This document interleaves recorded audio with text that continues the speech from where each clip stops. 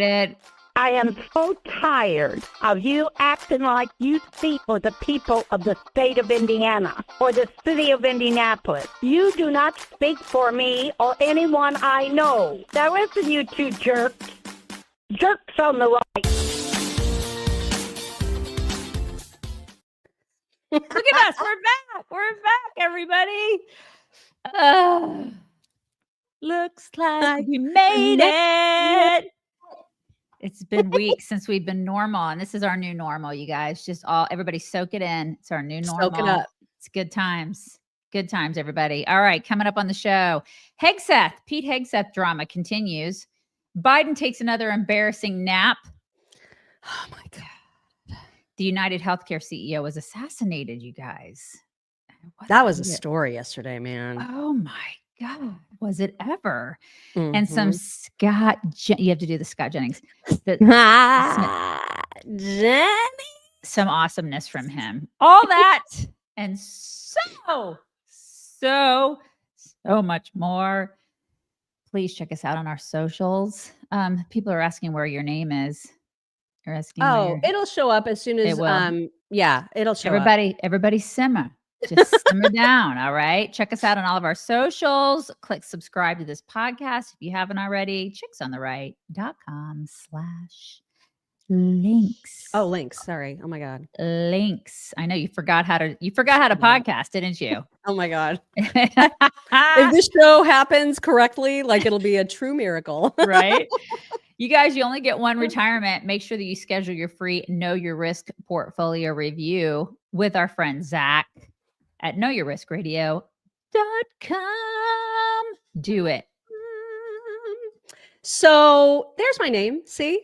There it is. There it is right there. Just calm down. Mine doesn't change. Mine stays the same. If you missed yesterday's show, then you missed the first day in my new digs, right? Like this is my new home office. And so this is what you're going to see from here on out. And if you are a Facebook insider or local supporter, you saw the entire office because I posted a photo for those groups. So one more reason that you should go to chicksontheright.com/links and become either a Facebook insider or local supporter, because that's where all the personal stuff is. Man. That's where the stuff is. Right. I mean, I'm just going to post pictures of my cows, which I'll do that probably this week. Yeah. Mm-hmm. We're getting a new one, by the way. Yay. Mm-hmm. Wait, what's his name? Sergio. Sergio. His name is Sergio. 3 months I get him. Mm-hmm. Okay, so I am gonna run the show like I used to, and I hope you okay? I remember how. You all right? I know it's so weird, right? No, you're like, I don't know what I'm doing right now. It's like coming back from Thanksgiving. Everybody's like, what am I doing in my job? Do I have a job? What is my job? I don't. Well, and I don't know how long the show is going to be because I don't remember how that works. So we're just going to see. We're just going to do the things, but we're going to start off with something very, very, very, very exciting, you guys. And that is that for those of you like us who have been wondering, mystified, what does Barron Trump sound like? I want to know. Who doesn't want to know that? Right. We now have a clip of him speaking. Now it's just very quick. He's just saying nice to see ya to somebody as he's being introduced. Listen but closely. At least we can hear his voice. Listen. Yes, hello, how are you? I'm in the business. It's very nice to see you. Very nice. I gave him a shout out last night. The place was crazy. That's his voice. Can you play it again? Play it again. You too. Okay. Do it again. Okay. Yes, hello, how are you? I'm in the business. It's very nice to see you. Very nice. I gave him a shout out last night. He sounds very polite. He sounds like his dad. He sounds just like his dad, I think. Very nice. Good to see you. You too, buddy. You too, buddy. I mean, yeah. He's going places. Super cool, right? That kid is going places. Mm-hmm. Really smart. Yeah, that kid he's going all the places. So really he has smart. a lovely voice, very polite, so tall. Did you see that? I sent you that video the other day. We're not going to play it here. I sent you a video of him when he was itty bitty. Yes. And he was with his mom. He's with Melania. He's probably 3. And he was opening gifts for like a birthday or Christmas or something like that. And he had an accent. He had an accent like his mother's because obviously his mother spent a lot of time with him. And he had the most precious little voice, and it had a little accent. And So cute. He doesn't have that accent anymore. Yeah. No, he does not. No. So anyway, if you've been long curious about what he sounds like, now we know. There you go. So you can sleep tonight.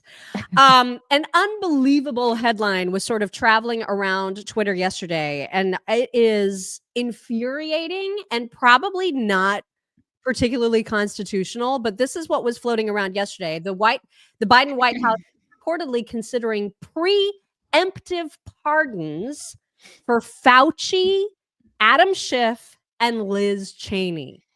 Yeah. Now, why would he be doing that? Because he knows they're guilty. Yeah. No one has above the law. No one. Is that even a thing that you can do a preemptive pardon? I mean, I guess. So listen, is it even a thing that you can just pay off everybody's school loans? You know what I mean? Exactly. That's the thing. Like, he's just gonna do the things. He doesn't care.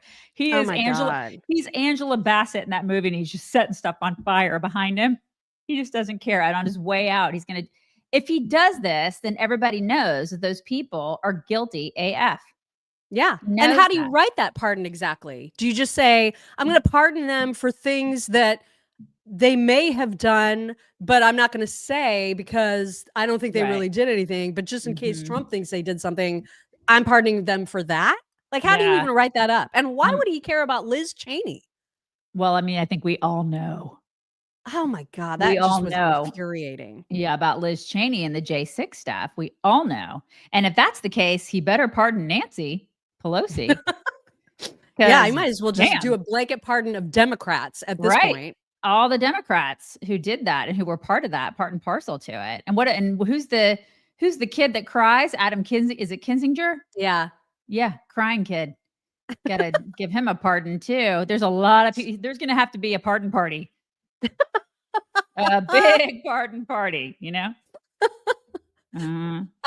Before we get to some information about Trump's cabinet picks, because there's a lot to get to about that, not the least of which is Pete Hegseth, which will come later in the show.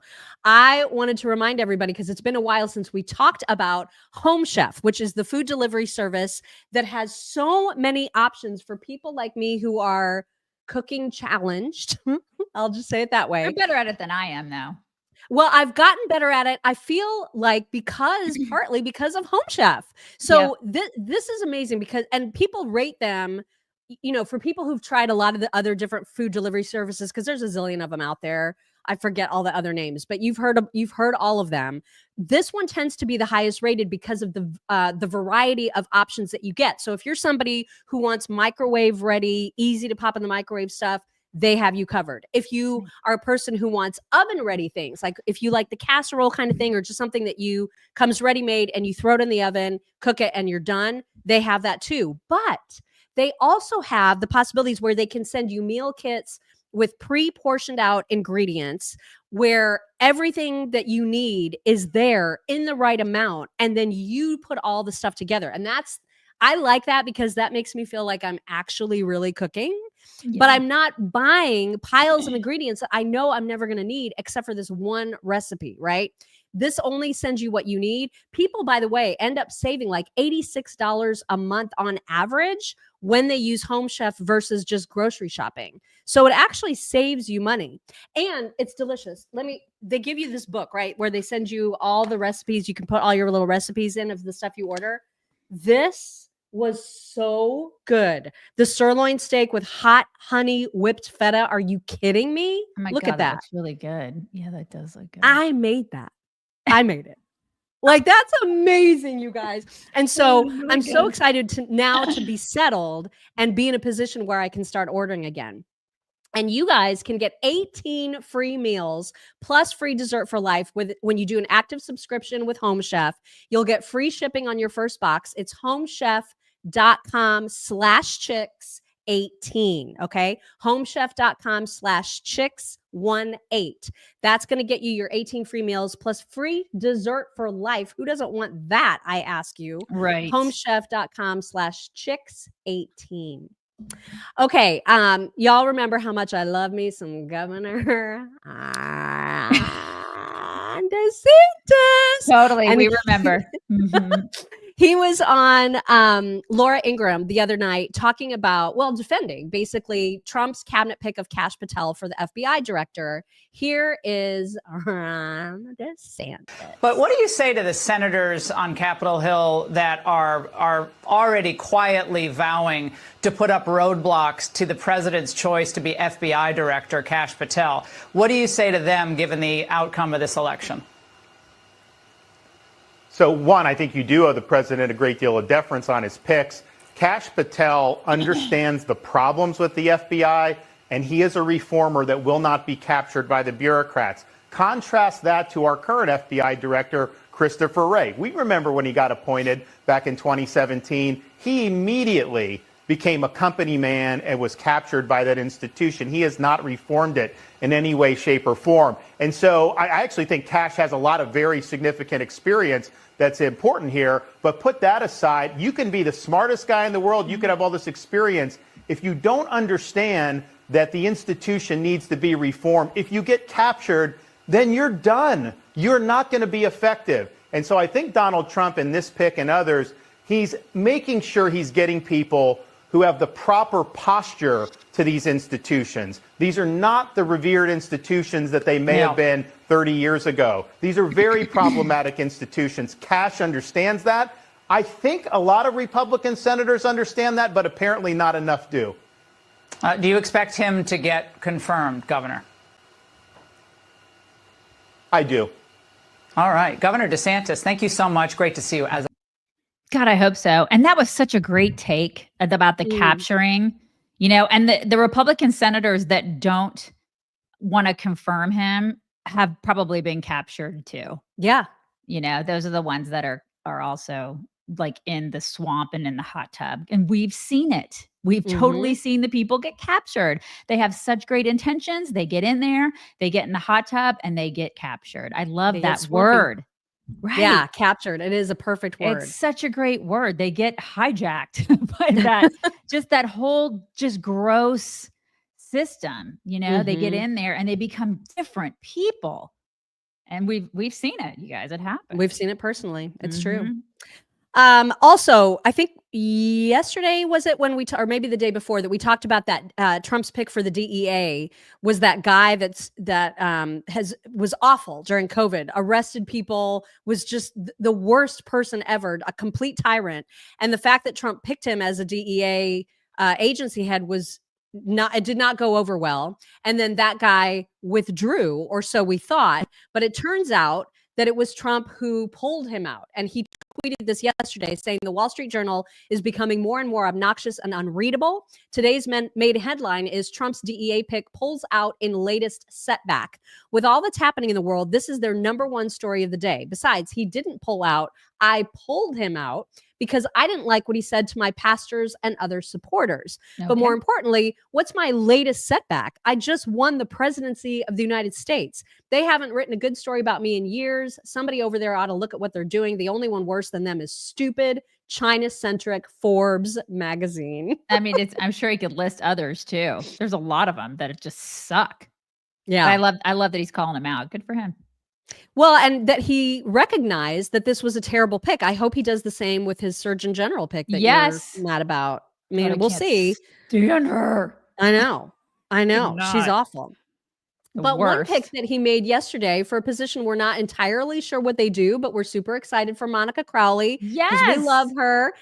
He nominated Monica Crowley to serve as ambassador of the Assistant Secretary of State, or ambassador, Assistant Secretary of State and Chief of the Protocol of the United States of America. So that's a big job, it sounds like. I don't exactly know all the things that she's going to be responsible I don't either, for. but we love her. I absolutely love her. She's awesome. She's America first. She's very loyal to Trump.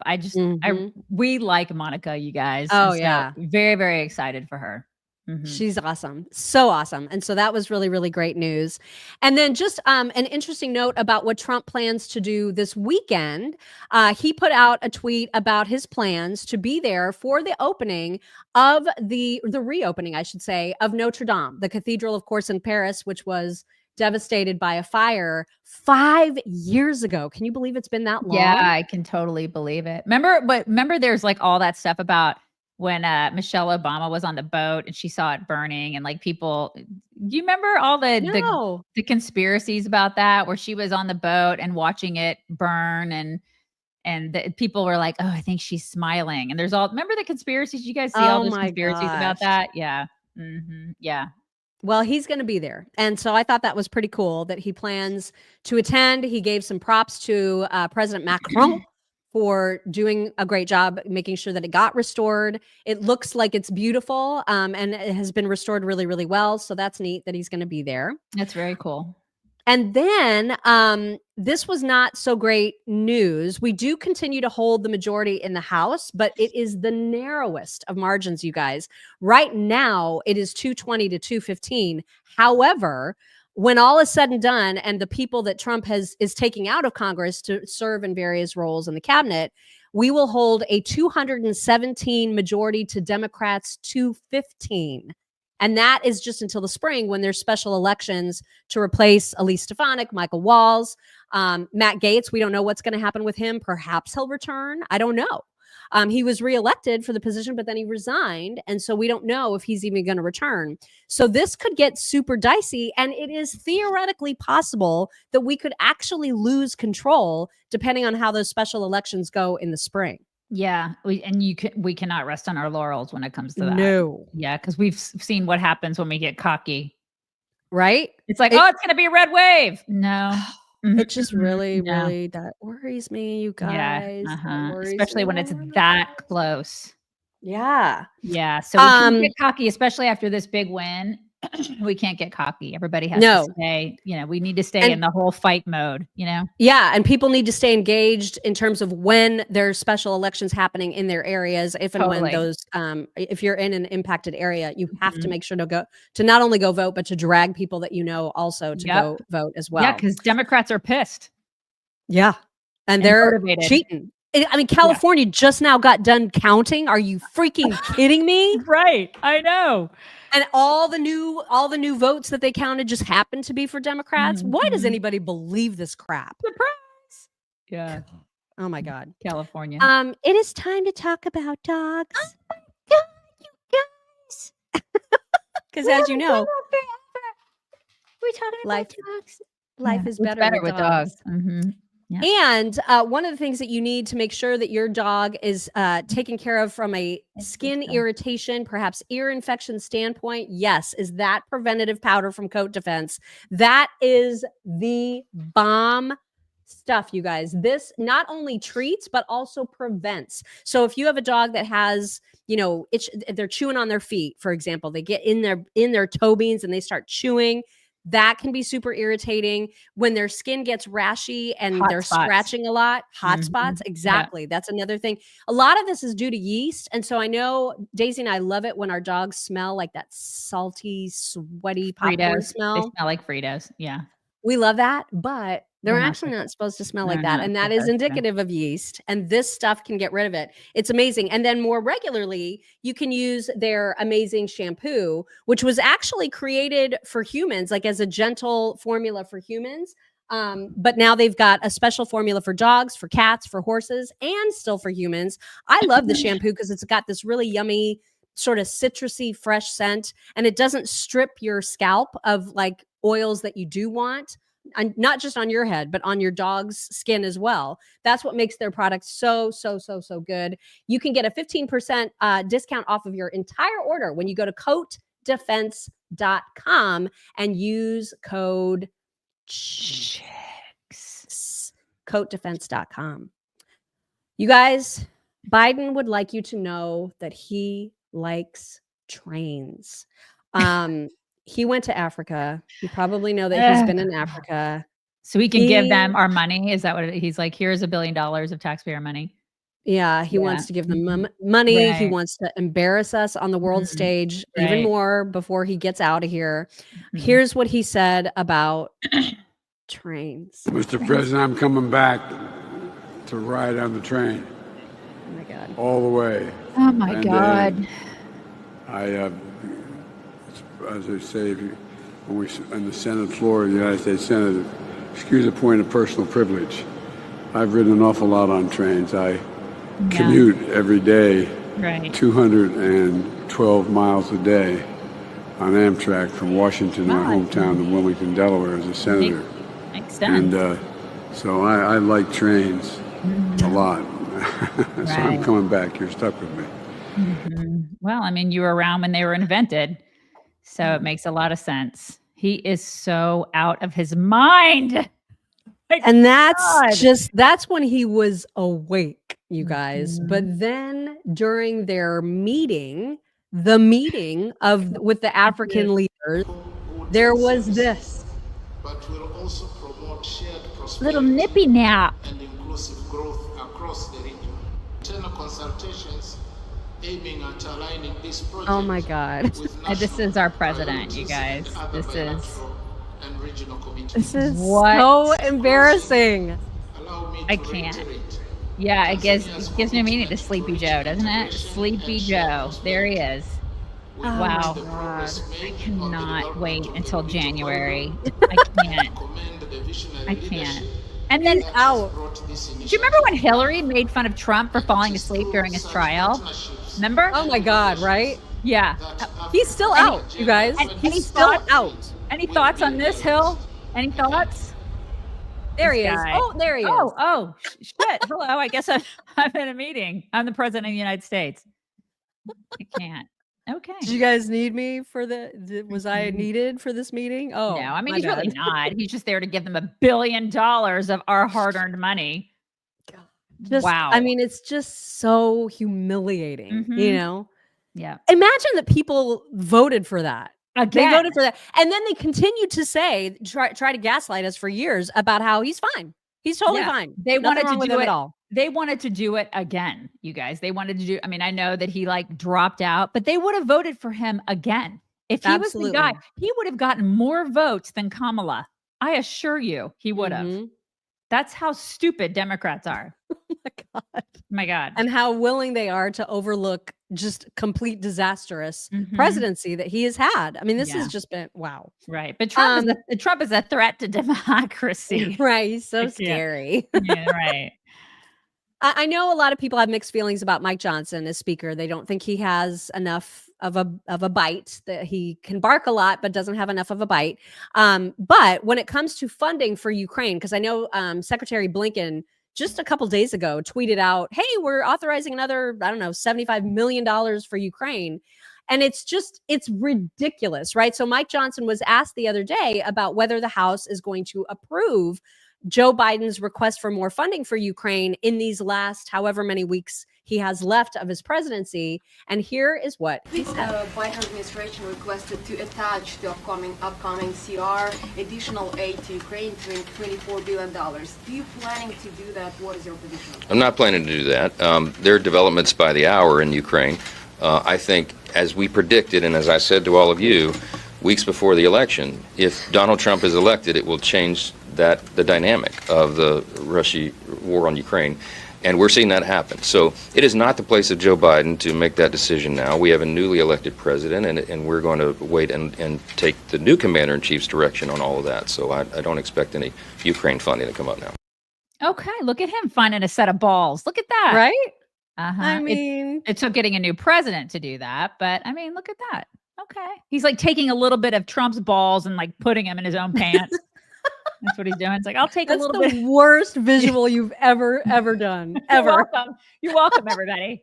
It's Trump has enough to go around. So he's I'll just take some of yours and I'll just shove them right in there since I don't have any. Okay. Oh my gosh. All right. We need to address this whole assassination yesterday of the United Healthcare CEO, a guy by the name of Brian Thompson. Here's a news story about it, in case for some reason you missed it. Healthcare CEO Brian Thompson is dead after being shot in Midtown Manhattan. The shooting happened near the Midtown Hilton. Thompson was not staying in the hotel, but we've learned he was in New York for an investors conference.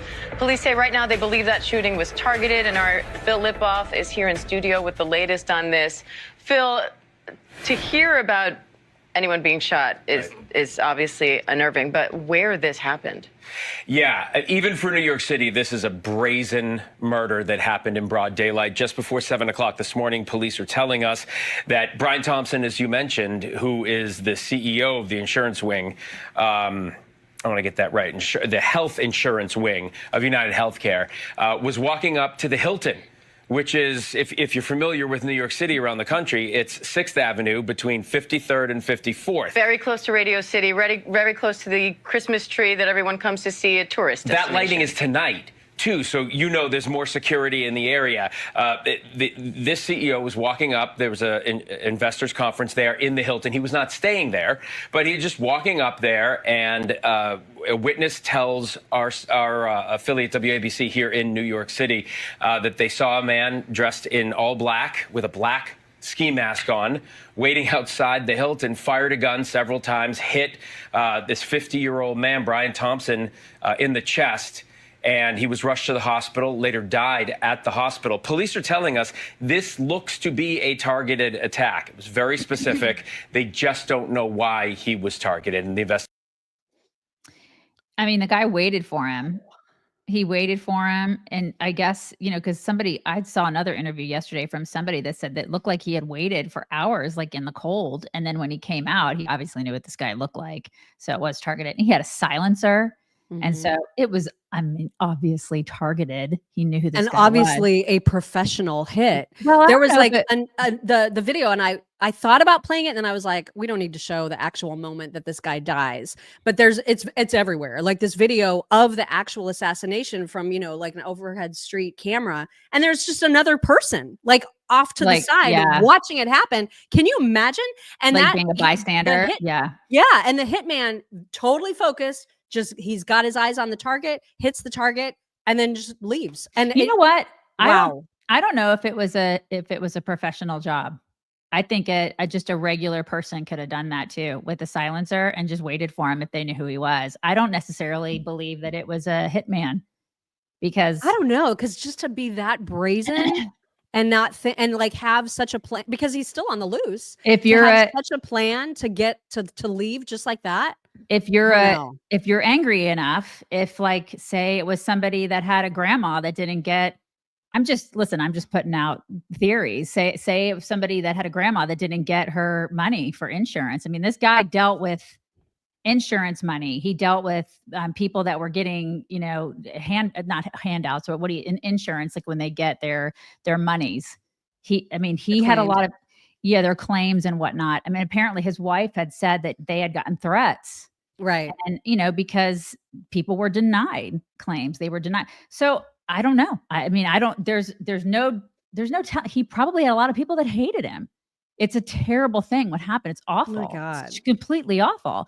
But it could have been just a regular person. Listen, we saw what happened. People have told us that a regular guy tried to kill Trump.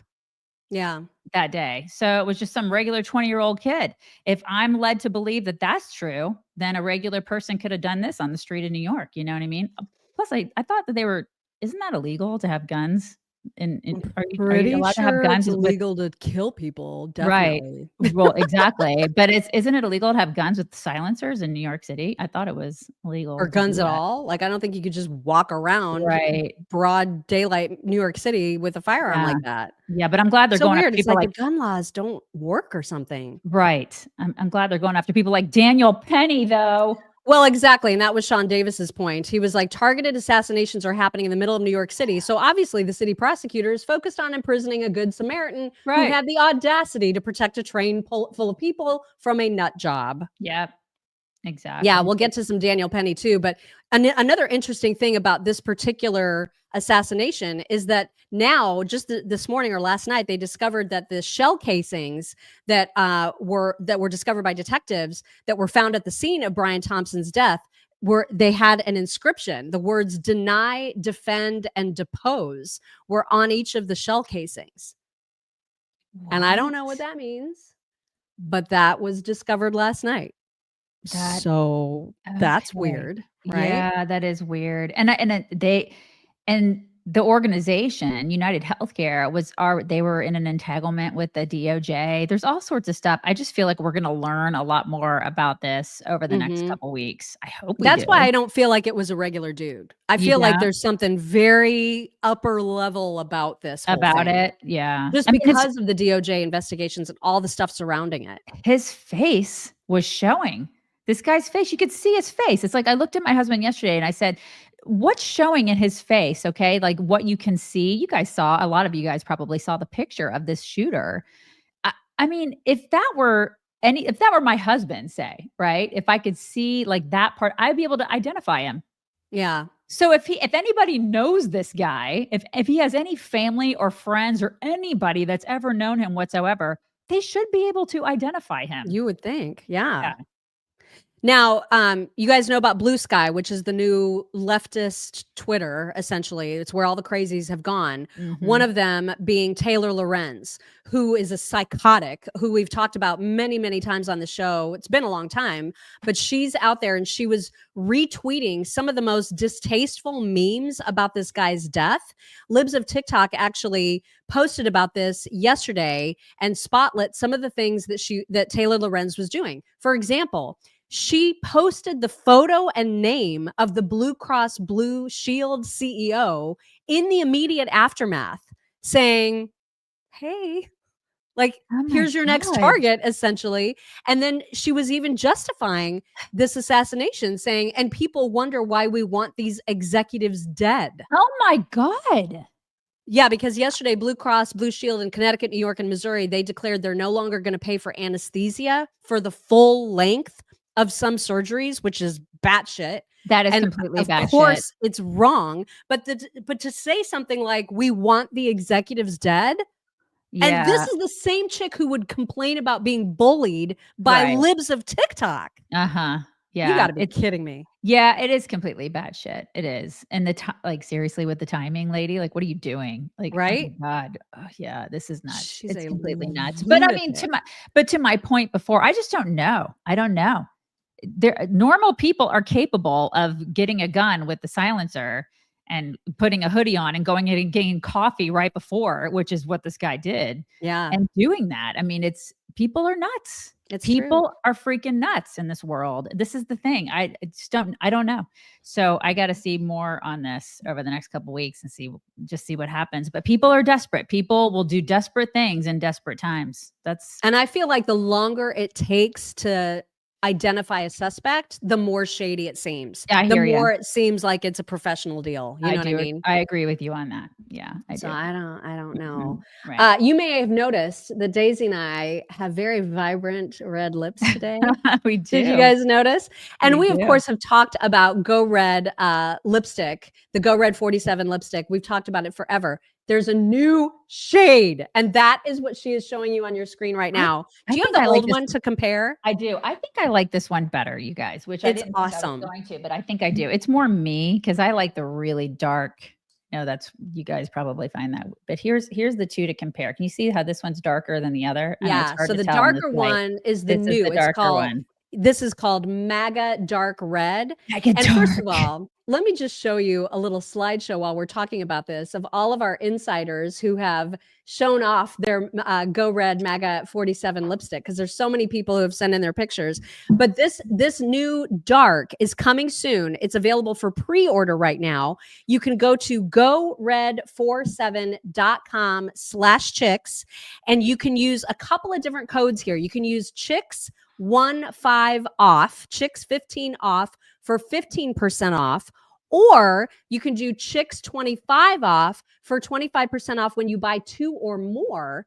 And then regardless, you can use secret code chicks friends for 30% off of your entire order. This is when you go to gored47.com/chicks.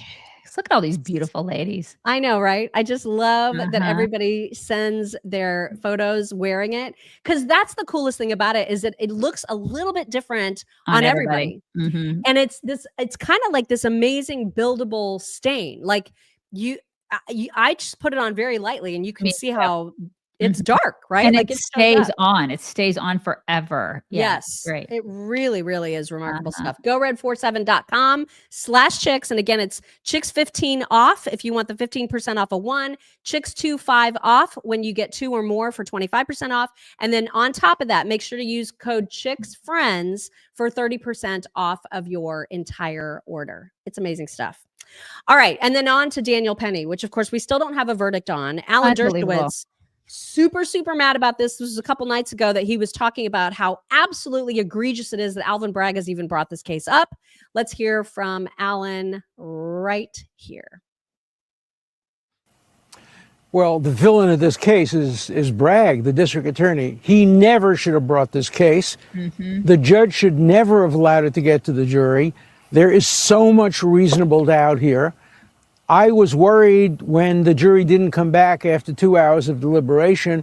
I suspect there may be one or two people who have some doubts, but it would be shocking to me if there were a conviction in this case. And if there were a conviction, I think it would be reversed on appeal. This is a case that never should have been brought.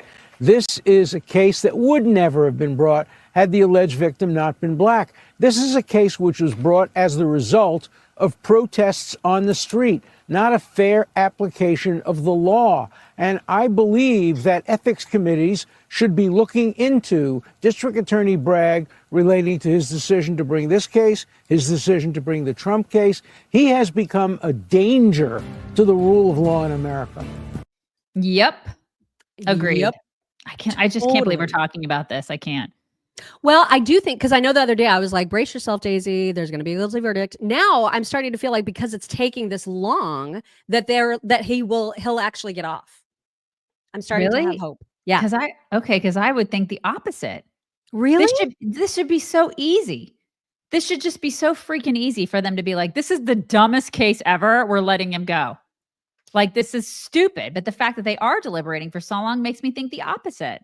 So I don't know. I don't know. I was feeling really good until you said that. Yeah, you guys, this is just crazy.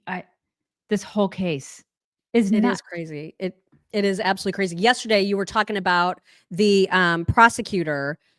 Her name is Daphne Uran. I'm not convinced that she was born a woman. I'm the same way. When you see her picture, you're like, it's a little sus. Yeah. Well, and it turns out she's just, here's an example of how awful she is. So what you're about to see is a video of her bragging about a case in which she reduced the charges from an armed robbery who murdered an 86-year-old man. She reduced the charges from murder to manslaughter because she felt bad about the trauma that the robber had experienced early on.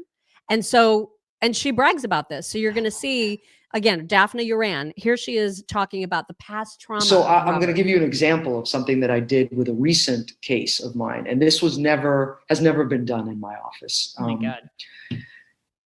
I had a murder case where the defendant did not intentionally kill the victim. He went into an ATM on the Upper West Side and tried to rob an individual.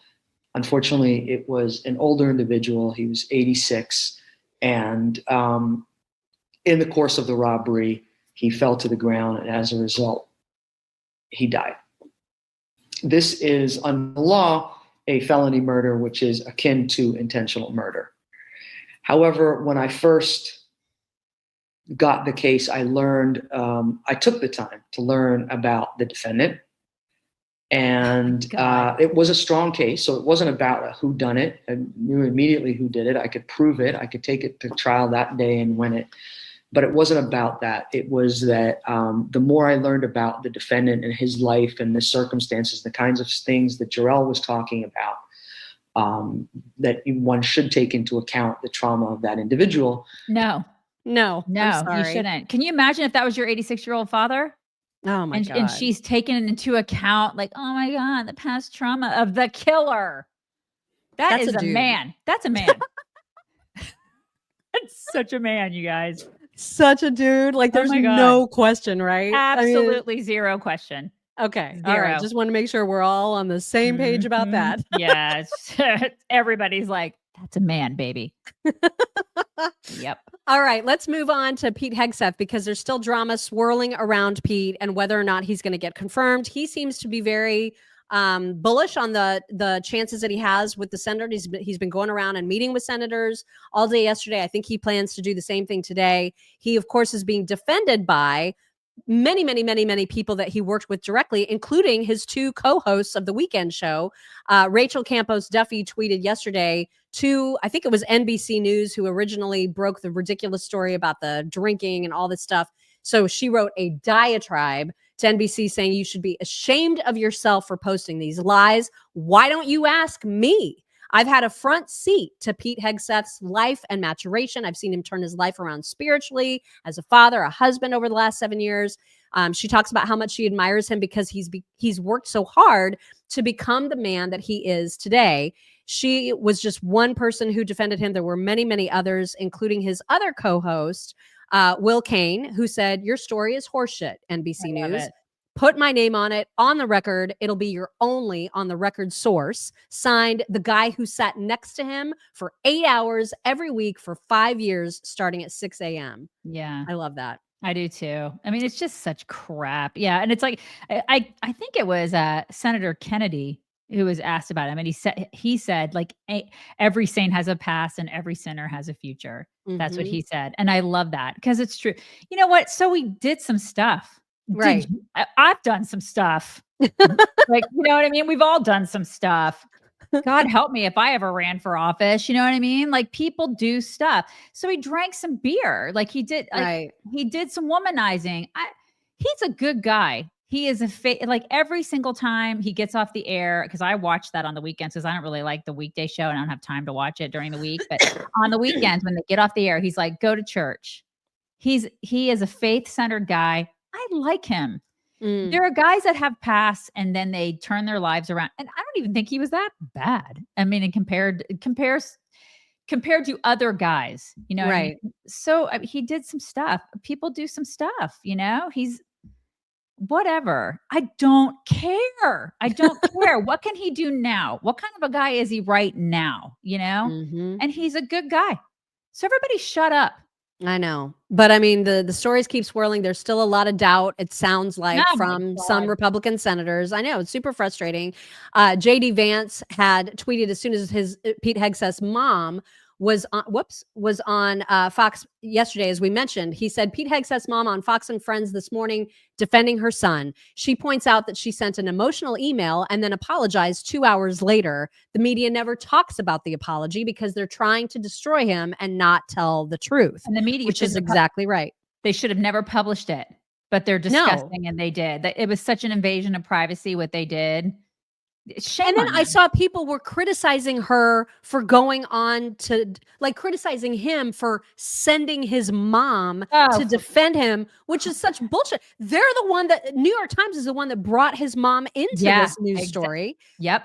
Of course she should go and defend herself. And so she did. And here's she was on for, I think, a good 15 minutes, but here is the more critical part of the interview that she did on Fox and Friends. I am here to tell the truth. To tell the truth to the American people and tell the truth to the senators on the Hill, especially our female senators. I really hope that you will not listen to the media and that you will listen to Pete. Well, and you're here to tell us, because you are in the news now.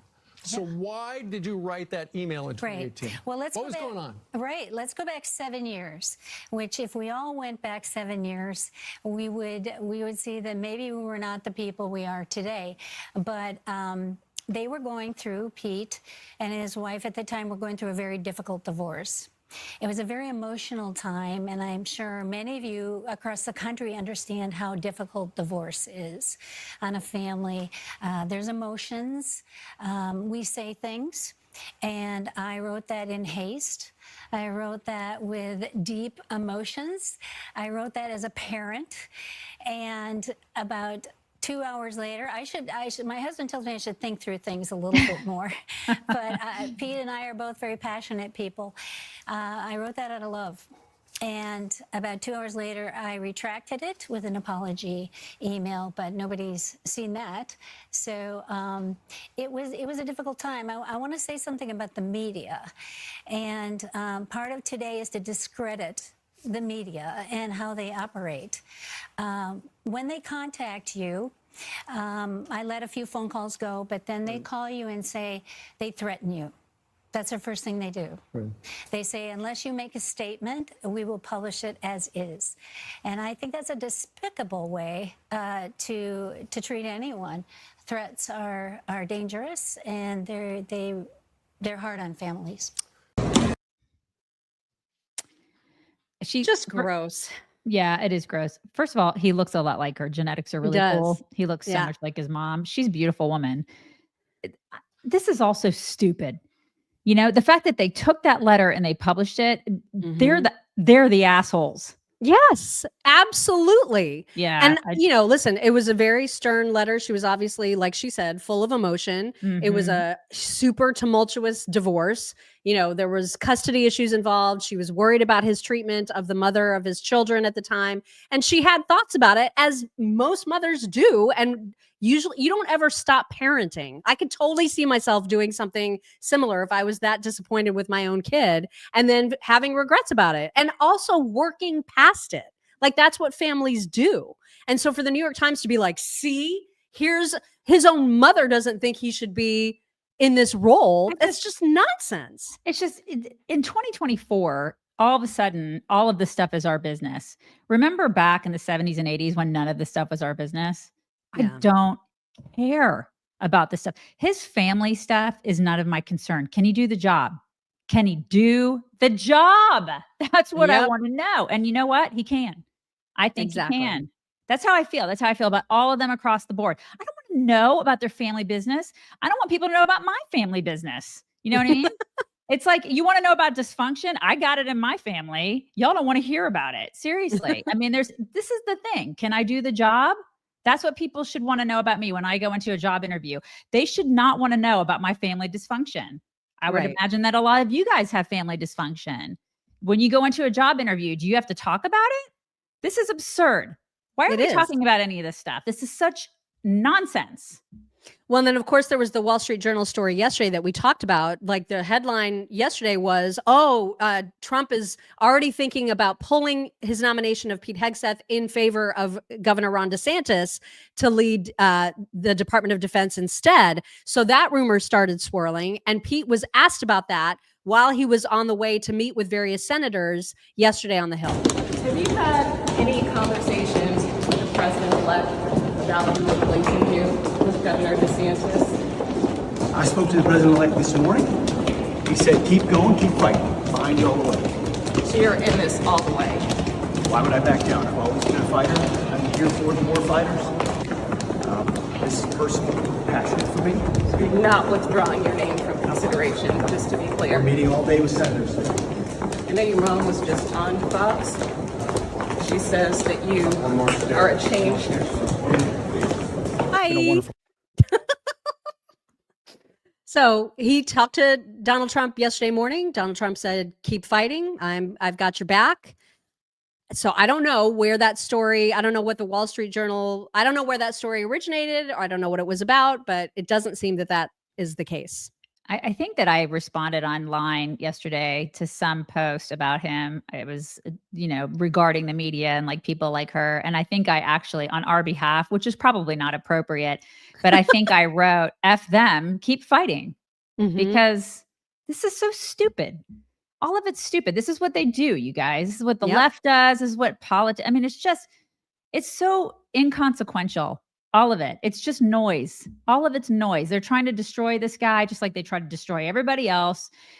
Do you have to do this in the private sector? Do you have to defend your morality? I mean, really, do you have to defend everything you've ever done in your whole life? He's interviewing for a job. Can he do the job? This is so stupid. It is. It's dumb. It's asinine. And the reporters would not stop pestering him. Anytime he walked out of a senator's office yesterday, they were on him. And finally, he said this. As far as everything else, I had a chance to sit down with Megyn Kelly today for an hour. I refer you to that interview. She asked probably all the questions you guys would like to ask. And that she did. Yep. So with just a couple clips from that interview with Megyn Kelly. So she asked him specifically, what is the status of Trump? Like, where is he? What's his standing on you right now? And here's what he said. Will you commit to not drinking on the job? I'm sure. All right. So it's been an all-out assault since Trump named you. No doubt. I mean, from alleged rape allegations to allegations about your marriage to financial mismanagement allegations at your companies that you ran, your foundations, I should say. How's it going with Trump right now? Is he so far standing by you, and have you spoken to him? I spoke to him this morning, Megyn. I mean, he's amazing. He's a fighter. He's been through this himself. And he told me the last thing he said to me, well, two things he said to me when I left his office when he chose me was, well, besides what he said about being a warfighter, we can get into that, was you're going to need to be tough as shit. You're going to need to be tough as shit. But he paused again as I was walking away and said, but you're the man for this moment.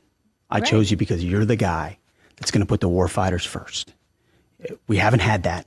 We need a guy that's kicked down doors and understands the consequences of war and why us deterring war, fighting it, and winning it is important to him. He gets it. And we can get into the policy of all of that. But ultimately, he reiterated the same thing this morning. Hey, Pete, I got your back. It's a fight. They're coming after you. Get after it. Yeah. I hope that's true. I mean, I hope that Trump sticks by him. I hope so too. And I think he is the right guy for the job. I think he is the guy for the moment. So, and he's a disruptor too. And they don't like that. And so that makes it even more obvious to me that he should be the guy that does the job because they don't like him. So put him in there. Well, Megyn asked him too about, if there are FBI investigations into all of these accusations, is he ready for that? And he said, bring it on. In the hallway, trying to chirp at my wife and I as we walked down the hallway, I don't owe them an answer. Yeah. I owe an answer to the members of the United States Senate who are going to vote for a confirmation here. And my meetings with them have been fantastic. No one has looked me in the eye and say, I have concerns and I can't vote for you. In fact, most have said, let's take a picture and I'm behind you all the way. And that's a reflection of Donald Trump and the strength of his election, but also the mandate to change something at the Defense Department. So the meetings have been great. We're going to continue doing it. We're not backing down one bit. Would be the confirmation hearings, how you're going to get cross-examined by Democrats, and potentially an FBI investigation. Do you welcome an FBI investigation? Well, I can't wait for an FBI investigation. Can't wait. How soon can they start? Really? Yes, because that gives me an opportunity for them to do a real investigation. See, what the media is doing right now is a witch hunt. It's trial by false accusation and lies. The FBI is going to look through and if they do their job properly, which I fully expect they will, they'll talk to everybody and get the full story and a full understanding. That's a report I welcome. So yeah, we're not hiding for that one bit. Yeah, there's two people, and somebody pointed it out in our comments. Lindsey Graham doesn't like him very much. Gee, I wonder why. I mean, let's figure that one out. And then Joni Ernst is not a big fan. Because Joni wants the job. Yeah. I mean, this is the thing. They all have motives why they don't like him. It doesn't take a brain surgeon to figure this out. Like, get bent, Lindsey. I know. God. And then this whole more recent story about the drinking, which is my God, it's so stupid. So he had this is the longer and the last of the clips that we'll show of his interview with Megyn, but she asked him about that directly, and here is how he responded. That about your drinking? You know what? There's an interesting one there. First of all, I've never had a drinking problem. No one's ever approached me and said, "Oh, you should really look at getting help for a drink." Never. I've never sought counseling, never sought help. I respect and appreciate people who do. But what do guys do when they come back from war? Oftentimes, have some beers. How do you deal with the demons you see on the battlefield? Sometimes it's with a bottle. Unfortunately, tragically, for too many guys, it's with the bottle, and then it's depression, and even worse, suicide. I mean, we've got an epidemic of that in our country. Thank God, by the grace of God, I found my chapters of purpose that pulled me out of that. I found, in many ways, I found two things. My two J's, my Jenny, my wife Jennifer, changed my life, saved me. There's just no doubt about it. And my Lord and Savior, Jesus Christ. And without those two J's, I wouldn't be sitting here right now. But with those two J's, like my mom said this morning, and I didn't get a chance to see all of it, but God bless my mom, I'm a very different person than I was 10 years ago, than I was 15 years ago. But I'm also the right guy to be in the Pentagon to understand what our young waterfighters are going through. What we send them to do, what we ask them to do, tour after tour after tour after tour. Are we equipping them properly? Are they mentally prepared? Are we helping them on the way back? How are they transitioning? Were they used properly? I can speak to that because I've lived it.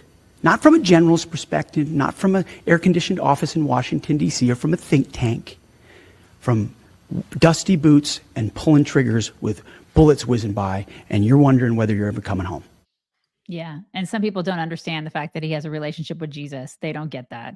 They can't understand it. And I'm sorry for them. That sucks. And then also they can't understand that he was in combat, you know, Right. like there are a lot of guys that are in the military. And I'm talking about guys who are higher echelon guys, because I've met them, who are like top tier dudes that have never actually been in combat, you guys. Like, that's not okay. And so he does speak for those guys who have had bullets that have been whizzing by them. And I like that because he's been there and he's going to work for those guys and women. And he's going to be thinking about them when they make hugely consequential decisions about whether or not we go to war with other countries. He doesn't just have a bunch of bars on him for like sitting at a desk, you know, and kissing ass. And I appreciate guys like him. That's who I appreciate. Yep. And so God bless him. I hope he gets it. I know. I hope so too. I don't know where like the wishy-washy people like Lisa Murkowski and Susan Collins, I don't know where they are on this. But I expect that the confirmation hearings on every pick that Donald Trump has put into the ring at this point, it's going to be lit. These hearings are going to be lit. Right. Stay tuned.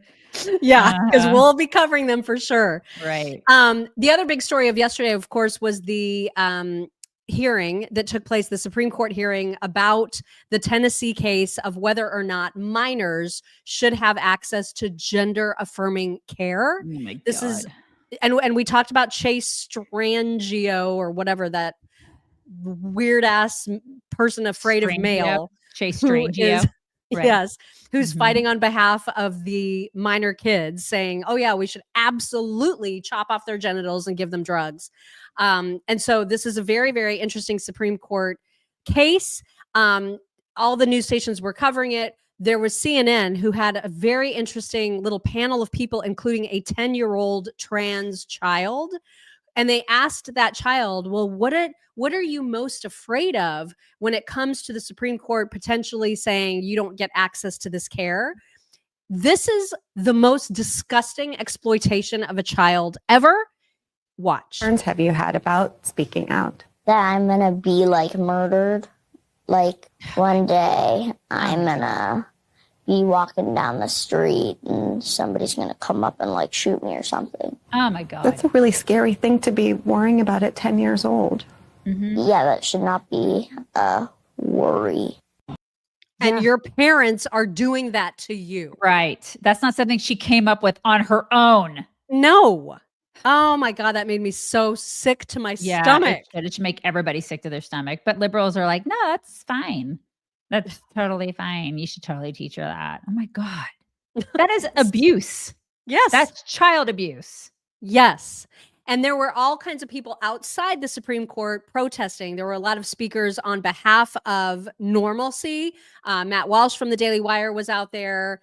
Tons of speakers. Chloe Cole was out there. Lots and lots of speakers saying this is absolutely crazy that this is even a thing. We're not going to stop fighting to protect kids. But then there were also the crazy protesters, and Nancy Mace was out there giving her perspective about the crazies. Standing outside the Supreme Court, you can see right behind me, you can see the lunatic protesters there. The Supreme Court is hearing a case today about Tennessee and, quote, gender-affirming care. Whatever the that is. Actually, that's child abuse, as all of us know. They want to pump our kids full of hormones and have devastating consequences to it. Our kids are not your hamsters. They're not guinea pigs. They're not to be experimented on, and they shouldn't be pumped up or overdosed with hormones. I mean, that's what we're talking about today. It's disgusting. It's going to do permanent damage to these children, and they don't need it, and they shouldn't have it. It shouldn't be paid for by the government either. It's nonsense, and these people are raging lunatics. They are. They are absolute lunatics. That's my representative, man. Yeah. Isn't it great? I know. I love her. I totally love her.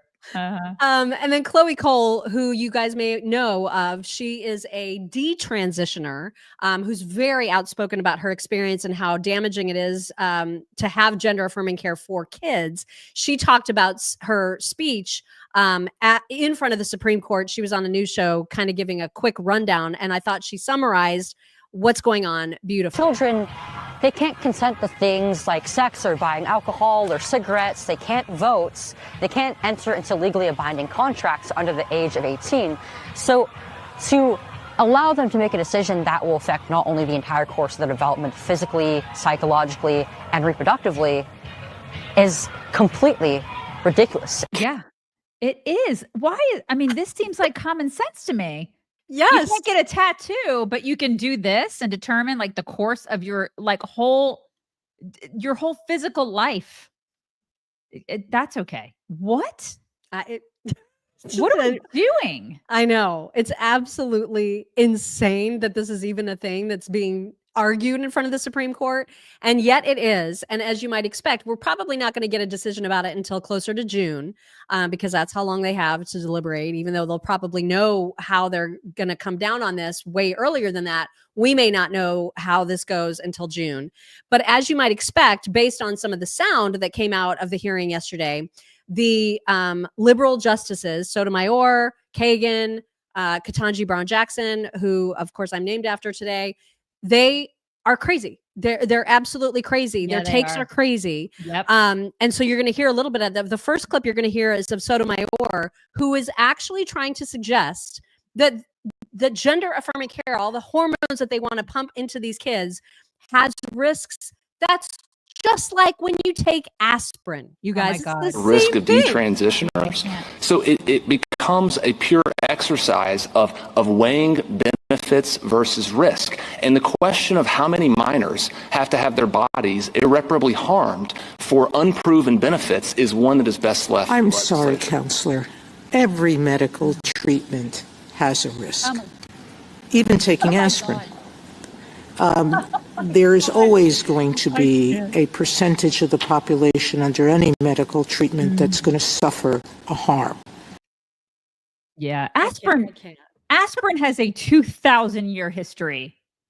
I just can't. This whole puberty blocker thing, we've been like, kind of like messing around with it since, I don't know. I mean, really technically since the 1990s, but really more since the 2000s is when people have been, because of all this social contagion with transgenderism and all the kids like with the TikTok and whatnot.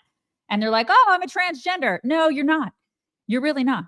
But you think you are. And then your parents are enabling it because you live in San Francisco and there's a bunch of clinics that will do it and do this to you, which is basically child abuse is what it is. This is madness. I cannot believe she made a comparison between aspirin and this. It's a little different, you idiot. Spoken like a person without kids, by the way. Right. And the comparisons got even more ridiculous because Ketanji Brown Jackson tried to say that this is just like when there was a ban on interracial marriage. I don't know how she got from point A to point B. You guys can listen and hear for yourselves. By the statute. That was sort of like the starting point. The question was whether it was discriminatory because it applied to both races and it wasn't, necessarily invidious or whatever. But, as I read the statute here, the case here, the court starts off by saying that Virginia is now one of 16 states which prohibit and punish marriages on the basis of racial classifications. And when you look at the structure of that law, it looks in terms of, you can't do something that is inconsistent with your own characteristics. It's sort of the same thing. So it's interesting to me that we now have this different argument, and I wonder whether Virginia could have gotten away with what they did here by just making a classification argument the way that Tennessee is in this case. Yeah. Hey, Ketanji, what is a woman? Yeah, she can't answer that question. She has trouble with that one. That's a tough one for her. Yeah. Mm-hmm. It's tough for her, too, to understand basic things like the fact that testosterone affects girls differently than it affects boys. She has a real struggle with this one. The Tennessee Solicitor General tries to explain to her how testosterone works. It's on the body in the same way. So what's your basis for saying they're not the same? I don't think it operates on the body in the same way. Take testosterone. If you give a boy with a deficiency testosterone because he has constitutional delayed puberty, that allows him to go through and develop the reproductive organs associated with being a male. If you give it to a girl, it renders the girl infertile. So we have 8 to 12-year-olds. Oh, I'm sorry. I thought your reasons for them being different was that you said they were for different purposes. I'd heard you say at the beginning the reason those two are different is because one wants them to transition and the other wants them for some medical purpose. Well, to go back to my example in the introduction, I don't think anyone would say using morphine to assist suicide is the same treatment as using morphine to manage pain. It's the same drug, just like it's the same drug here, but they're being used for fundamentally different purposes. They have different effects on the body. Right. And once you take out and you recognize medical reality, then there is no argument that our law differentiates between treatments for males and females. I mean, she's heard of different indications for different drugs, right? You would think. Why is she stupid? What? How did these people make it on the Supreme Court? This is what I'm like. Yesterday, I was just baffled by that. Right? Like, there's that much stupidity on our Supreme Court. It's pretty terrifying, actually. Good Lord. And then there was the moment that was so amazing with Sam Alito questioning Chase Strangio about whether or not transgenderism is in fact immutable. And so this was really, really interesting because they get themselves into a big pickle when they factor in the non-binary nonsense into the umbrella under T, the transgender T, because if you are able to just change your mind willy-nilly from not just day to day, but hour to hour or even minute to minute, then you cannot say this is something you can't help, that this is something like your race, which you cannot change. You actually are saying just the opposite. And Alito kind of caught him out on this, which was really, I love it. Every respect, but on paper. Actually, before we even get to that, there's a clip of Alito talking about whether or not there are true studies that show that gender-affirming care prevents suicides in the trans people who get the care versus people who don't, because there actually has not been any significant studies which suggest that gender-affirming care prevents suicide. But Chase tries... Yeah, because liberals want you to think that there are. Yeah, they say that this is, they either get the care or they take their own lives. Suicide. Yeah. And that's just not borne out in the stats. And so the first clip is about that. The second one is about the immutable characteristics. We'll just let them play together. 5 of the Cass report, it says, there is no evidence that gender affirmative treatments reduce suicide.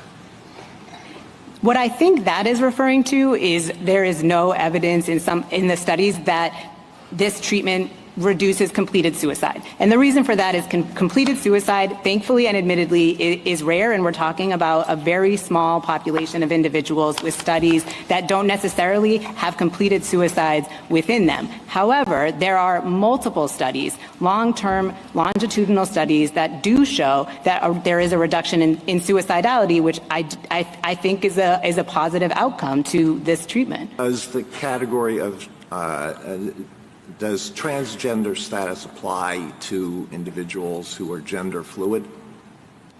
I think that the distinguishing characteristic is to have a birth sex that does not align with, or a gender that does not align with one's birth sex. So it may include people who have different understandings of their gender identity, but I think it is still the distinguishing characteristic of a birth sex and a gender identity that are incongruent. Are there individuals who are born male, assigned male at birth, who at one point identify as female, but then later come to identify as male, and likewise for individuals who are assigned female at birth, at some point identify as female, identify as male, but later come to identify as female? Are there not such people? There are such people. I agree with that, Justice. So it's not an immutable characteristic. It's not. It's not an immutable characteristic. Boom. I mean, he kind of got you there. Mm-hmm. So then what? Like, this is just this case is going to be so interesting. It will be. I know John Roberts was saying something about how I don't think that this is something that should be decided by 9 people who are not doctors. And this seems like it was almost like he was trying to say this is kind of like a Roe case where this should be state by state decided issue. I don't know if that's going to ultimately be what they decide, but it was interesting to hear his perspective about that. So we shall see. God, this is insanity. Yeah. I never thought I would see this. You wake up and think the bat shittery cannot get more batshit. And then it does. It gets bat shittier. You know what I mean? It's like, you just think that it can't get crazier, and it does. Mm-hmm. It's nuts. Absolutely nuts. Wow. Which is why we need some we do. Jennings, who absolutely had battles with so many people, including High Ponytail Lady on the CNN panel the other day. She was trying to say Trump's going to send the military to round up people and like shoot at people in the streets. And she was absolutely crazy. And he called her out on it and then just kind of started fighting with everybody. But it's just a beautiful example. It runs a little bit long, but it's worth every second of Scott Jennings and the crap he has to deal with. I don't know how he does it. I don't either. Check this out. Don't want to be bringing back waterboarding. I don't want to be a country that tortures people, especially if we're the kind of country that's going to be using the military against our own citizens. This kind of thing concerns me. What do you mean use against our own citizens? I'm talking about you sending... said blue states behave. What do you mean? What are you talking about? I'm talking about sending the military into blue states to make them behave. Getting Gavin Newsom under control, getting J.P. Pritzker under control. What are you making talking about? What do you mean? Like sitting into the state capitol to commandeer the state government? I hope not, but he's definitely talked about that. I don't know why you're acting like people using the military to suppress in the Black Lives Matter era those protests in the street. He was there himself. I just make sure I understand your position. That you believe Donald Trump is going to use the military to set up effectively like coups in state capitals of states that he didn't win? I think you're taking it a step or two. No, she said make blue states behave, and she also said round up immigrants. That's not true. It's deport illegal immigrants. Scott, I don't know why you're acting. No. Okay. Well, I'm sorry. Hold on. I mean, look. I think you're right. Let's be precise. Trump has wanted to use the military to do things domestically that actually the military is not allowed to do. I think that's the point that she's making. Like what? Like deport illegal immigrants. That is actually not a function of the military. The military can absolutely be used to work with local officials, to provide military resources, but working with other parts of the federal government and local officials. We already send the National Guard to the border. Not against the will of the local officials or the will of the state government. We have a federalist government here. The military is not supposed to take up arms against American citizens, period. They're not. You keep saying that. This is about illegal immigration. You all keep saying American citizens. Well, how do we know whether the people are illegal or not? Well, when we know after they're shot. We have 1.6. We know after they die. We have 1.6 million people in this country who already received deportation orders from courts. They are here illegally. No, it's always back to illegal immigration with people who support Donald Trump. It's always back to illegal immigration. But that's not the only thing that we're talking about here. We're talking about the American people. We're talking about taking up arms against them. with a military that's supposed to be protecting. This is not right. You cannot say Donald Trump is sending the military to round up. That's what he said. That's what he said. That's not what I'm saying. Totally false. He said that. Totally false. That's what he said. Scott, Trump. We're in the fever swamps, Abby. I'm sorry. What is your dispute here? I'm not even really because they're saying that he's sending the military to shoot or round up American citizens. We did not say shoot. I think people, the issue. Scott. He just said take up arms. Scott, why are you acting like Trump? Let me ask Elliot here. Look, I did say take up arms because when you send the army in, that's what they're there for. Elliot. Then at the end, she's like, Scott, why are you getting so bent out of shape? Scott, it's so tight. I can't. It's so tight. It's so tight, you guys. I can't. I can't breathe. God, I could not sit across from her every day. I couldn't. There's no way. There would be so much punching. I couldn't. Seriously, they would have to take me away. Good So Lord. because he's so awesome, here is what he changed his own X profile cover photo to after that Wait, I can't wait. segment.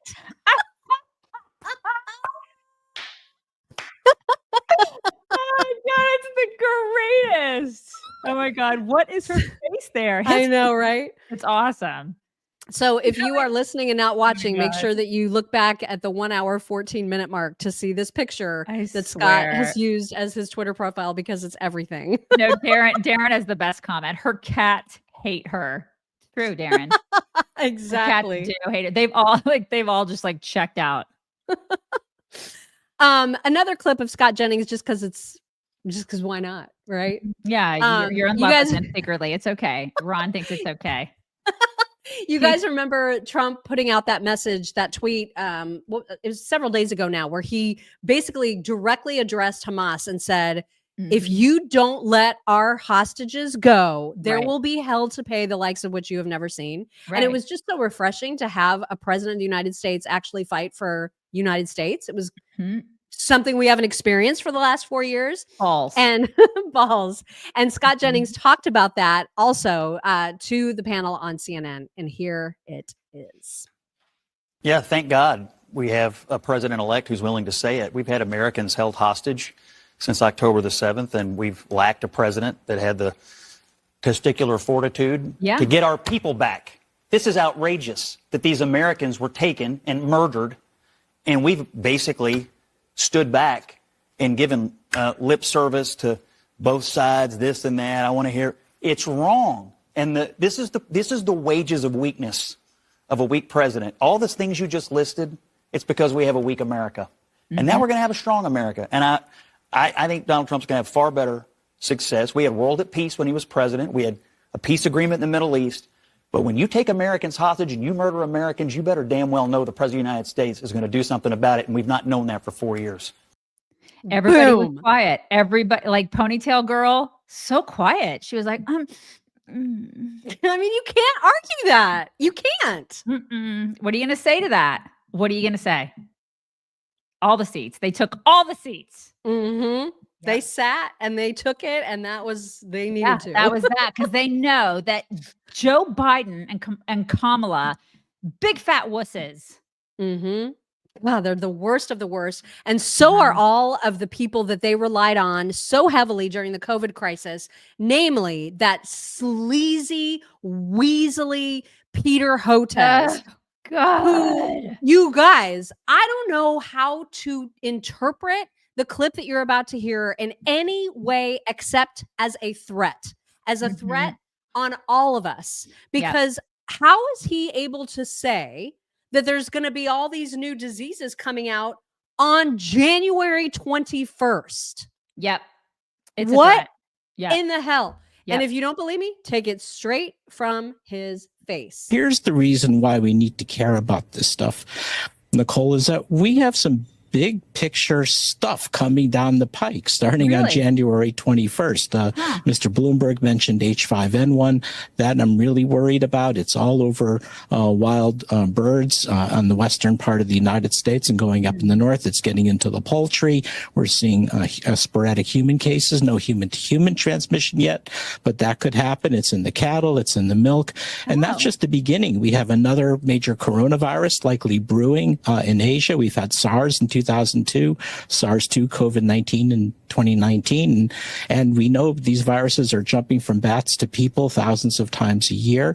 But there's still more. We know that we have a big problem with mosquito-transmitted viruses all along the Gulf Coast, where I am here in Texas. So we're expecting dengue and possibly Zika virus coming back, or a Puche virus, maybe even yellow fever. And there's more. Then we have all this sharp rise in vaccine preventable diseases going up because of, in part, the anti-vaccine activism that's so prominent right now. We have a 5-fold rise in pertussis cases, whooping cough over the last year, 15 measles outbreaks this year. We've got polio that's been in the wastewater in New York State.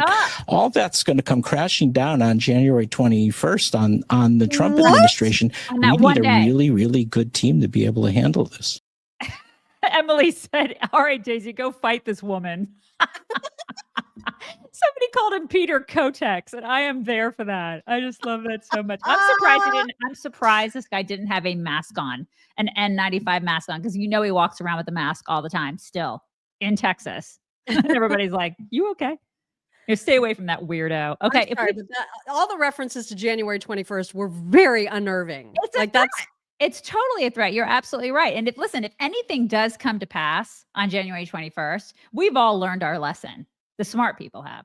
We've all learned our lesson. You bet your sweet bippy things will be done differently. They will all, and that guy needs to STF you. Oh my God, that guy. It's just the worst guy. Has he not seen the 500+ page report on how they did everything wrong and how people need to be held accountable and how his prophet, Fauci, is like, he should be prosecuted? I'm waiting. I'm waiting for that troll to go to jail. People like him to go to jail. Yeah, but he's going to get a preemptive pardon. That guy. If anything happens, everything will be done differently. God, I mean, I hate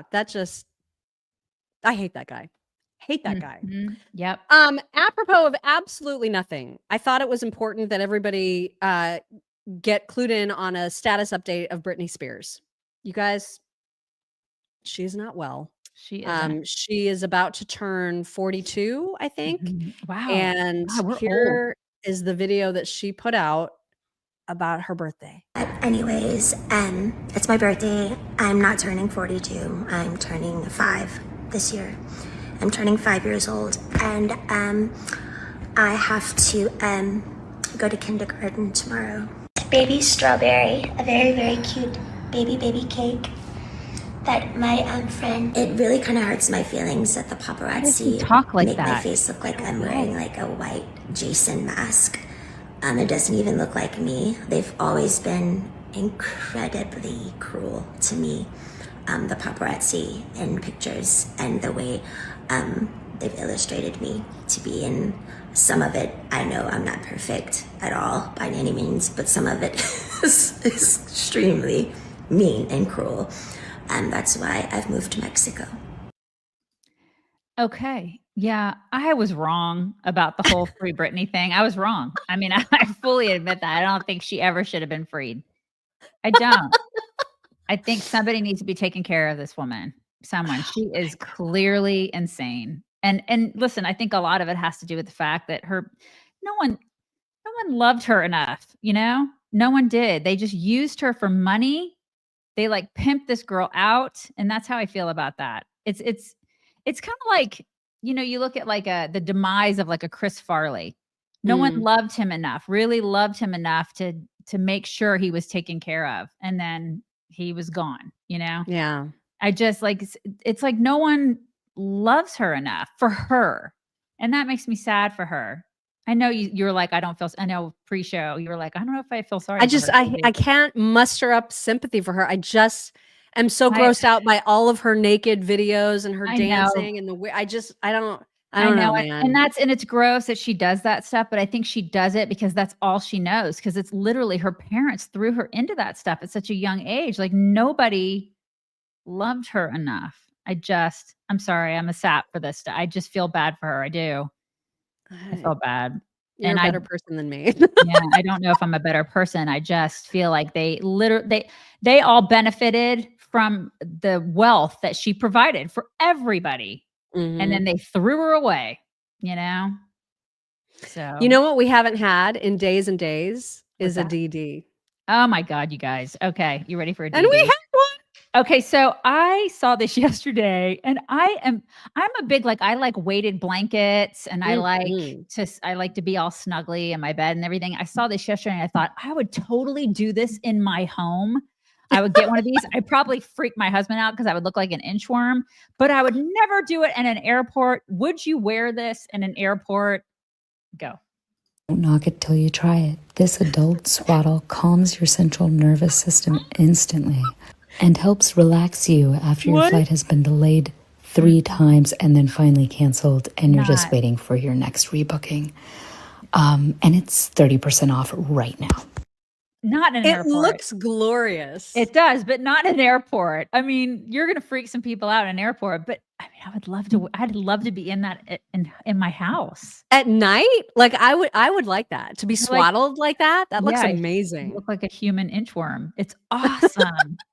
I don't know where I can find that. I need to go get the link and maybe find one of those. I know some people are saying 30% off. You look like you're claustrophobic. Yeah, but your head's sticking out. I mean, you can have your head sticking out all the way if you want. Right. So they say it's a foreskin bag or a body condom. That's what a lot of people are saying. I've seen this movie Cocoon. It is kind of like that, but yeah, it does look really snuggly in the wintertime, you guys. Would be. Yeah, you couldn't do this in the airport because you got to be able to get up and go. You know what I mean? Like, and that does not look like something you can get up and go in. Like, how do you get out of it? Exactly. You got to pee. That's a great question. You know, menopausal women have to pee a lot. That is a really great consideration. I've got to consider that for sure. But it does look comfy. I just thought everybody needed to see that. It's very interesting. And we are going to have some My Pillow Toks because it's been a long time since we've had those. But these are not your typical talks. I mean, some of them are, but then some of them I just thought were just of interest, especially in light of the assassination on the United Healthcare guy. We've got something related to that. Okay. But first, I don't know how old this is, but this was an old episode of 60 Minutes where Leslie Stahl was talking about, I guess, researching whether or not there's gaydar, and specifically, can you hear gayness in someone's voice? Which, of course, you can. I mean, but I love this quick summary clip of her because she's got two examples to listen to of a straight person and a gay person, and she's very good. Her gaydar is on point. Check this out. Also studied the way gay and straight people talk. Hi, it's nice to meet you. Would you like to have a drink? Sounds straight to me. And is straight. Hi, it's nice to meet you.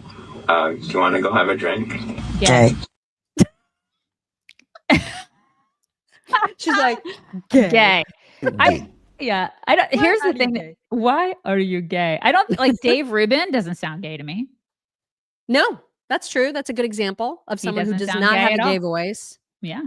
Mm-hmm. So I mean, there's plenty of people who don't have that affect. I mean, I don't think that that's a genetic thing. I think you learn to have it, right? Right. I think. I don't know. I'm not sure. That's a great question.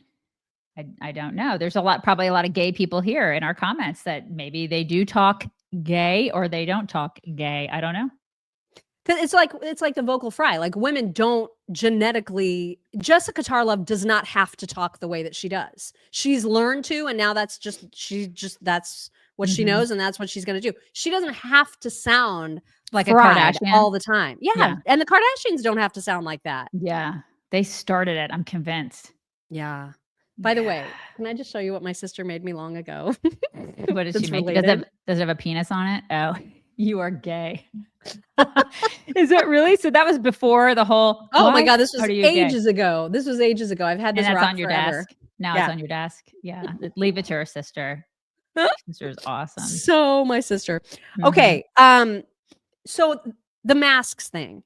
So you were talking about how that assassin of the United Healthcare guy, you could see his face, even though he was wearing a mask. There were features of his face that you could easily see. And that I did see a lot of chitter chatter around socials about the fact that because of the ease with which these kinds of crimes are committed now, masks should actually be forbidden.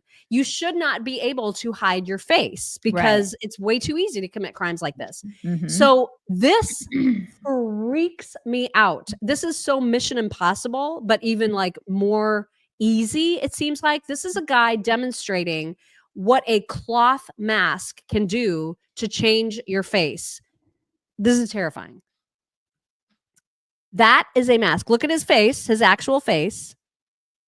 That's just, look at that. Wow. Oh my God. Right? So maybe he had something like that on. I don't know. You don't know. Now we don't ever know. Right? We don't know. That looks so freaking real. Yeah, it does. Wow. Yeah. That completely freaked me out. Because that looked way too easy, way too cheaply made. You know what I mean? Yeah. God. I know. Yeah, that's not okay. So, but I mean, you could say don't wear them. Pointless when you have stuff like that, right? You could say don't wear them, but at the same time, how would I know if that guy's wearing a mask? It's kind of like saying, "Hey, don't use guns in New York." Well, that guy had a gun with a silencer. Yeah, yeah. Criminals don't care.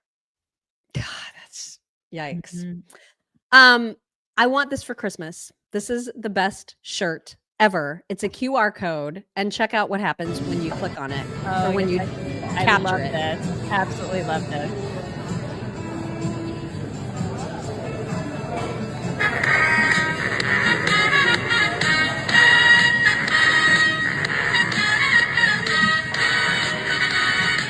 You're the greatest. It's so great.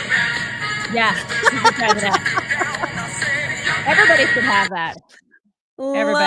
Everybody should have that. So great. Love it. Also, I know Dad Joke Wednesday was yesterday, but I have a belated one, and it's very, very quick, but it's a total dad joke, and I just loved it. Here it is. And the trousers does the psychic wear? Just the paranormal pants. I love that. That's really good. Paranormal pants. I love that so much. And then I don't know why I loved this couple so much. I wasn't prepared to love them. Like when I first saw them, I was like, I don't know if I'm going to like this. This is a young couple who has a newborn. And every parent out there knows how hard those first few months can be when the babies are not sleeping through the night, and right? You're not sleeping either, right? And you're not sleeping either. And so this couple, I don't know if they're just delirious from not having sleep, but their baby slept 6 straight hours, and they put out this video to celebrate that was just so adorable. Hate to brag, but guess what our baby just did? Hate to brag, but guess what our baby just did? Yeah, he slept 6 hours straight.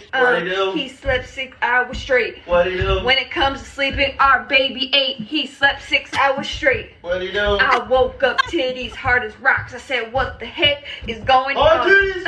Yo, baby can't sleep 6 hours straight.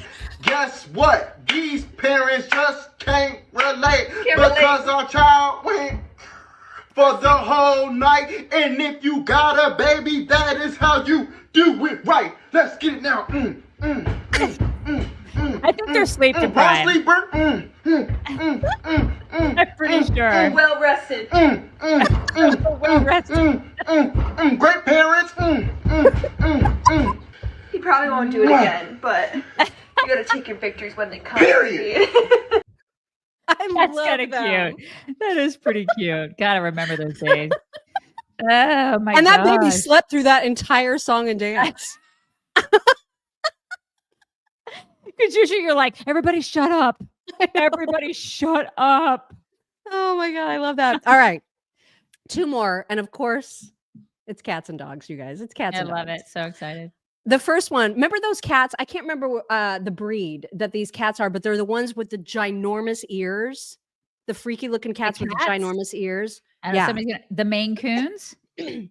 No, they're not big, giant cats like the Maine Coons, but they just have big ears. Somebody's going to tell us because somebody here has one. Right. I don't think it's Maine Coon. Those are just big. Those are just like the giant cats. Okay.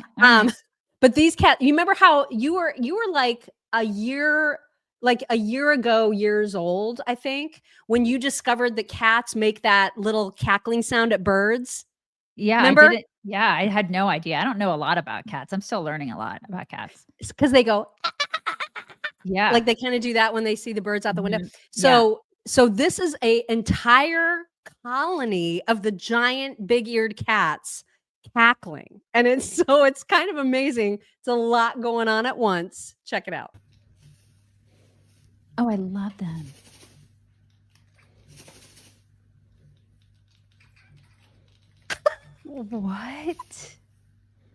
What are those cats, you guys? What are they?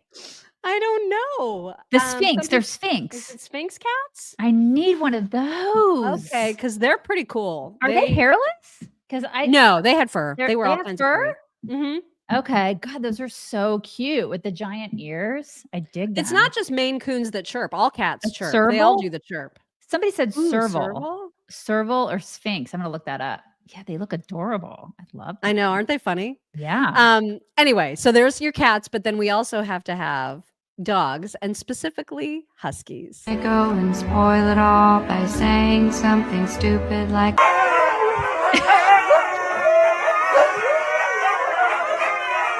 Oh my God. How? How do they have that many in their house? I don't understand it. I mean, my 3 dogs are criminals and they're not huskies. I could not deal. I couldn't deal with all those huskies, you guys. We have some Venmo and some local support to talk about, and then you'll do the rest of these. I can do the rest. So first of all, Pam Parlow said Liz Wheeler got in Trump's ear about his DEA pick. So if you have any contact with her team, let them know your concerns with his Surgeon General pick. I don't know Liz Wheeler, but that is interesting. We can contact Eric Trump. That's the only person that we have contact with. That's it. And we don't even, I don't even know if he'll answer us. Yeah. Let's see. Marilyn Eyre said, good morning, beautiful chicks. Deny, Defend, Depose is the title of a book about the insurance industry. It's actually not exactly the same words that were on the casings. It's very close. I know a lot of people have said that, but it's not exactly the title. So I don't know if that's what this is about. I don't know, but it is close to that title for sure. So and then Suki said, I think the jurors, and she's talking about the Daniel Penny case. I think the jurors are too fearful to come back with a verdict of not guilty too soon or at all. Okay, that's a great take. So I hear you. Right. They don't want to do it in, like, very, very quickly, because that would make them look like, okay, we're like too sure of this, and then there may be unrest or something like that. Right. Right. I hear you. Okay. All right. Are we ready? Are we ready? Yep. All right. Missy, the other day I tried to join Insiders, but it said I'm on a waiting list, and it still says that this morning is something wrong. We've had issues on the waiting list. Yeah, we've had issues with Insiders before, but I don't think I've ever remember the I don't even know how list. to do anything about that. We're gonna have to look into that, Missy. We'll have to look into that. Kimberly Donaldson, congrats on the new cow. How on earth are you gonna fit him or her in the photo collage? We don't get him for another couple months because he's still kind of a baby, but I will definitely show you guys pictures and all that kind of stuff. He is a love. Layla's life. I work for a health insurance company and answer people's secure messages. We get threats quite often. This is not surprising. It's a very interesting take. Wow. Adam Noel, question about yesterday and the Africa money. Can't Congress stop it until Trump gets in? I don't think it's fair that a lame duck president can just go willy-nilly with my tax dollars. It's a great question. It's a great question. And I don't know how that works. If it's like already earmarked for foreign aid and that's just money that Biden has access to, I have no idea how that works. But you can always contact your senator and be like, what the hell? You know, why not? I mean, I don't know what good it will do, but we are the people. We the people. You know what I mean? Yeah. It's our money. It's our money. Yep. The Great Gatsby, Deny, Depose, Defend is the title of a book about insurance fraud and navigating it. Bang, bang, not a suggestion. Laura Kate Baker, Daisy, the longer the deliberation means it could go either way. Yeah, exactly. So, but I feel like, isn't it good though that they didn't immediately come out and say guilty? Like, isn't that good? I guess. Yeah. I mean, I guess, but I don't know. But you're right, Laura. I don't know. It's New York. There's no telling. These people are. Yeah. What Pete's mother, I'm sorry, Andrea Viola. What Pete's mother did was vile. It's none of her business. How did yeah, I know, right? I totally disagree on this take. How did they get the email? He should not back down. Trump should have the cabinet he wants. I agree on that. He should not back down. I agree on that. But his mother, listen, it's none of her business that her son, her grandchildren and her son is getting a divorce. I feel like that's all kinds of her business. Yeah, I don't have a problem with her writing that letter to him at the time. I mean, people they have relationships. They say things to each other. I've said things to my family. Laura, I've written letters. There's stuff that's happened. I just think it's crappy for, if it was the New York Times, right? I think it's crappy for the New York Times to print it. Yeah. And I don't know how they got it. Like, it must be from his ex's circle, I'm guessing. Right. Exactly. And if it was an email, maybe they got access to some sort of email files, or they hacked into some, I don't know. But however they did it, that's vile. That's what's vile. LH Star, we need Pete's toxic masculinity. Not looking to date him. She said not looking to date him. Can he do the job? Hell yes. Totally agree. Andrew Howe, I think that I'm pronouncing that correctly. I always said Huff, but I could be saying Huff. Wrong. Okay, I'm sorry if I'm mispronouncing it. Everyone forgets that on the night of Trump's inauguration, Fauci was holding a press conference, and he said this administration will experience a pandemic. Surprise, surprise! COVID-19 reared its little head in 2019. See, what freaks me out about that Hotez guy. Yeah. Well, I guess we'll see, right? And listen, if something happens, like we're all going to be like, oh, really? That's convenient that it's happening now, right? When Trump is in the office, like everybody won't be like, seriously? Oh my God. LH Star, increase in disease equals open, unvetted effing borders. Exactly. Great point. Yep. Very, very great point. All right, you guys. I think that's it. Yeah. And you know what? And I have to say, before we got on the air today, Mock said, this is going to be an hour and 40-minute show. And you nailed it. You nailed it. Oh my gosh. It's 140.08. Right. You have not lost your touch on that. Like that is amazing that you did that. Anyways, everybody bring it in. I just had to point that out. That is kind of amazing. Holy cow. I know, right? You didn't forget how to do that. You guys have a fantastic Thursday. We will talk to you tomorrow. Bye, everybody. Hello, beautiful people. This is the Chicks on the Right's Indian correspondent.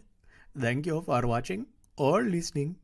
Be very sure to like, subscribe, and ring the bell to stay up to date on all of their delicious content. Okay, thank you. Come again.